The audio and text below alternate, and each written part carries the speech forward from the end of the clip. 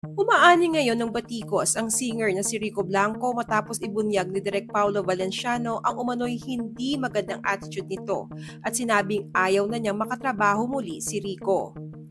Ayon sa Facebook post ni Direk Paulo, nagkaroon ng major delay sa nakaraang JBL Music Fest dahil kay Rico. Gusto raw kasi ni Rico na siya ang huling mag-perform, imbes na ang Cup of Joe.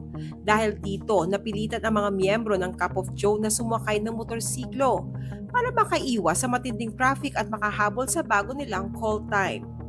Mababasa sa FB post ni Direk Paulo. Tonight, I lost complete control of our event, which caused a major delay and added 2 extra hours of work to an already exhausted team. I sincerely apologize to our client JBL and to my brothers from Cup of Joe, who had to be picked up by motorcycles in traffic jams just to make their new call time.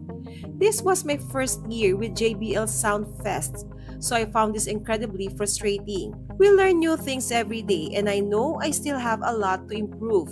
To everyone who was there, super sorry. And to Rico, my hero.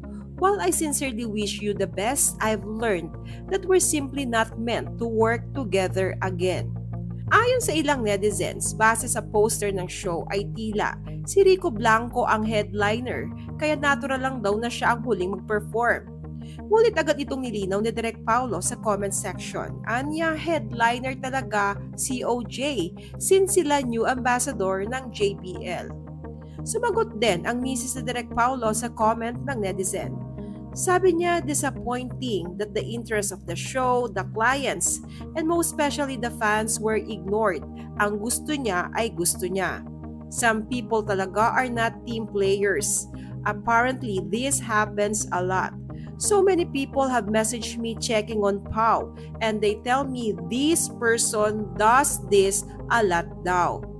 Iba-iba naman ang patunay ng netizens tungkol sa mga karanasan nila sa umano'y totoong ugali ni Rico Blanco.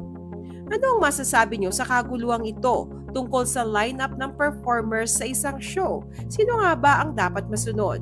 Share your thoughts below.